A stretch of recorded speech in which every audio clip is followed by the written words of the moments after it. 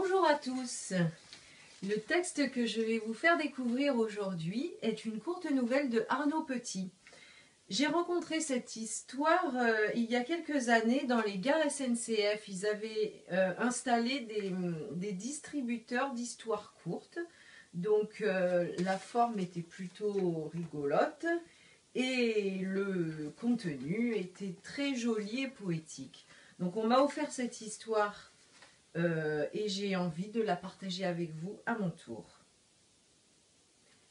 Le cœur a ses saisons de Arnaud.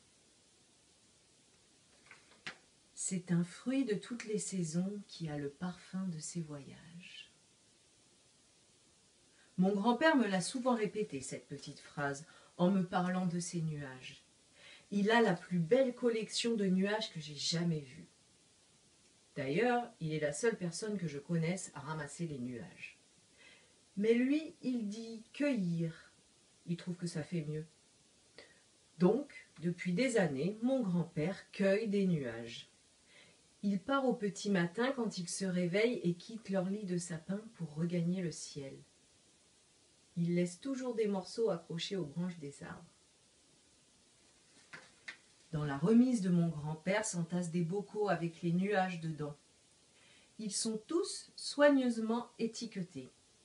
La date de la cueillette et l'origine du nuage.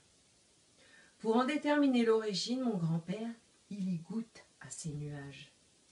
Et de temps en temps, il m'emmène dans sa remise où on en déguste un petit peu. Tiens Nicolas, déguste-moi celui-là, un 76. Moi, je prends du vide à pleine main et je me le mets en bouche. Après, je fais semblant de mâcher. Je sais bien qu'il est fou, mon grand-père, mais ces nuages, c'est tout ce qu'il possède depuis que mamie est morte dans l'accident de voiture qui a en même temps fait de moi un orphelin. Mes parents conduisaient ma mamie à l'hôpital et ils ont eu un terrible accident. On est tout ce qui nous reste, papy et moi. Je dis, délicieux, papy, vraiment délicieux. Voyons voir si tu fais des progrès. Dis-moi un peu d'où il vient. Et chaque fois, je lui dis sa petite phrase en guise d'introduction. C'est un fruit de toutes les saisons qui a le parfum de ses voyages. Papy sourit. Et après, moi, je dis n'importe quoi, ce qui me passe par la tête. Il est sec comme un vent du sud, léger comme une voile de soie. Il est gorgé de soleil, celui-là, papy. Je ne sais pas vraiment d'où il vient, mais je suis sûre qu'il a vu l'Afrique. Et papy sourit. Tu progresses, Nicolas, tu progresses. Au village, tout le monde aime bien mon grand-père. Je ne sais pas si c'est pour lui vraiment ou parce que ma grand-mère est morte. Moi aussi, on m'aime bien. À l'école, un jour, la maîtresse a dit « Vous apporterez demain un objet insolite. » En rentrant au chalet qu'on habite, papy et moi, j'ai demandé « Dis, papy, ça veut dire quoi, insolite ?» « C'est urgent ?» Il a répondu tout en continuant à épousseter ses bocaux. « Assez, j'ai dit, c'est pour demain. » Alors on va aller voir dans le dictionnaire. Mince, je dois apporter quelque chose d'insolite demain à l'école.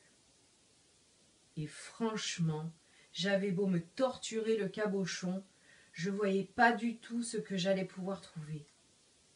Un caillou avec une forme bizarre, un animal rare, comme un ours par exemple. Ça aurait été insolite, un ours. Mais bon, il fallait être réaliste. J'étais pas tout à fait certain de pouvoir trouver un ours dans la soirée et de réussir à l'apprivoiser pour l'emmener le lendemain à l'école. Je voyais bien que mon grand-père avait une idée. Et si tu leur montrais une des pièces de ma collection ? Je suis restée un long moment silencieux. Je m'imaginais devant toute ma classe, avec mon bocal vide, à expliquer à mes camarades que mon grand-père collectionnait les nuages. Pourquoi j'allais passer, moi ? C'est quand j'ai vu que papy avait les larmes aux yeux que j'ai dit C'est vrai, tu voudrais bien que j'en prenne un? T'as pas peur qu'on le casse? Il m'a donné une tape pleine d'amour sur la joue. Bien sûr que je veux bien t'en prêter un, sinon je ne te l'aurais pas proposé. La suite, mardi prochain, dans les mardis du livre. À bientôt!